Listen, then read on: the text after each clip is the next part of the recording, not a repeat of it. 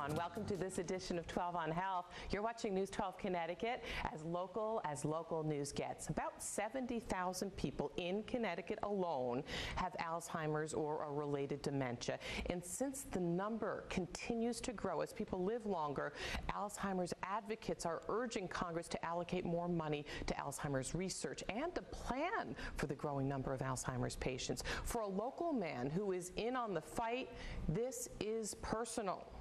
After decades on a corporate mission. I can't do my job anymore. I was diagnosed a year ago with early onset of Alzheimer's, and I'm no longer working. Scott Russell of Ridgefield is now on a different mission.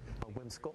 I paint stuffed animals to hopefully get donations. On this World Alzheimer's Day, Russell and others on the front line dealing with the disease. My mom was diagnosed with early phase Alzheimer's 3 years ago. Say they need research dollars and awareness. Get people the facts about the disease.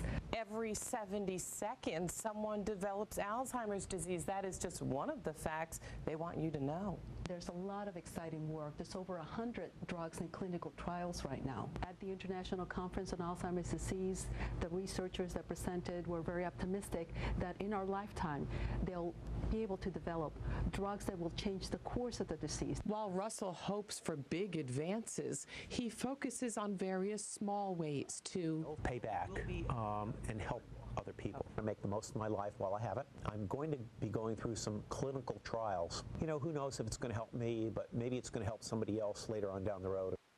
So admirable, and he is so talented. Those stuffed animals truly are artwork. You can see them for yourself and even buy one by making a donation at your local Alzheimer's Association's upcoming memory walk. We have Anna Nelson here now with more about that upcoming walk and what's happening on the Alzheimer's front research-wise. Nelson is Regional Director of the Alzheimer's Association Connecticut chapter. Thanks for being here. Thank you for having me. So many promising things on the research front, and you were bringing up the point that it all hinges on people getting involved in these clinical trials. Absolutely.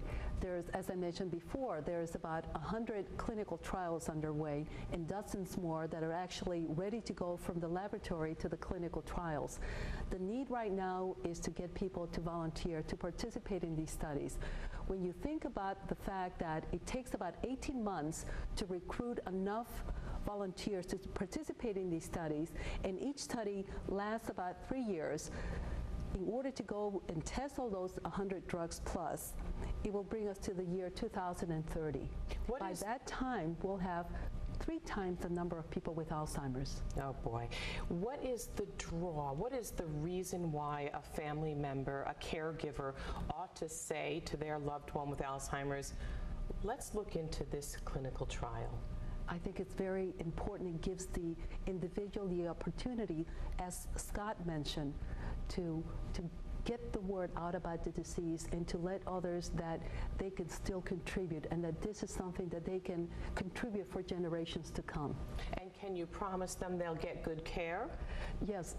As a matter of fact, the Alzheimer's Association just started a new service called Trial Match. And it's a service that matches people that are interested in clinical trials with clinical trials that are currently recruiting people in their area. Nice. So they can find out the details of that specific one, what medication. Yes. Excellent. Tell us about the medications and the science that is really promising.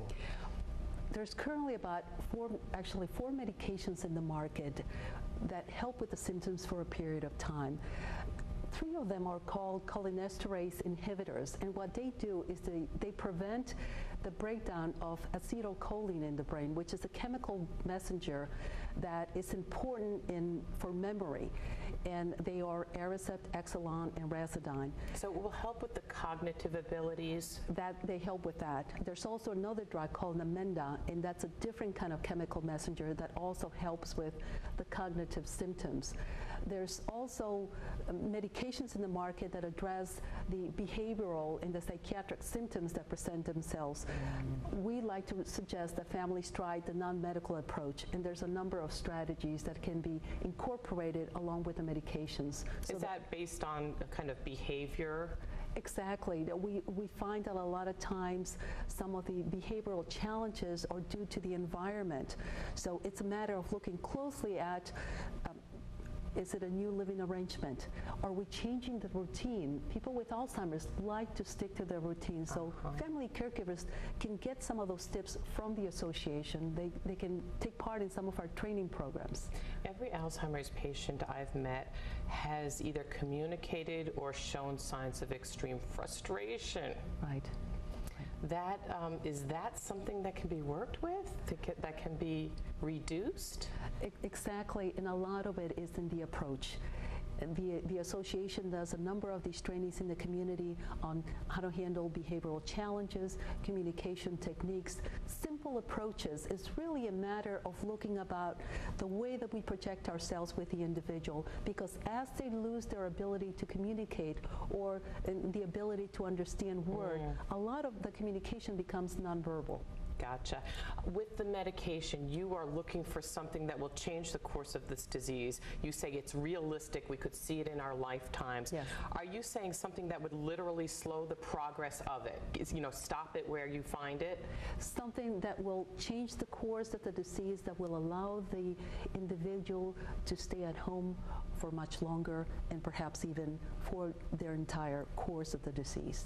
Okay. That is wonderful news, isn't that? Let us hope. The walk coming up October 3rd. Exactly. It's in Norwalk at Calf Pasture Beach. Registration's at 9. If you register in advance, show up and walk at 10. And we have wonderful entertainment, and we're actually going to start with a Zumba class. Zumba. Yes. Oh, that'll get everyone going. That's so much fun. Thank you so much, You're welcome. Anna Nelson, Alzheimer's Association. In just a moment, high-tech surgery for prostate cancer, how it works, and where it stands among various prostate cancer treatments. You're watching 12 on Health, your local source for cutting-edge medical news. Because salaries at some point will be taxed.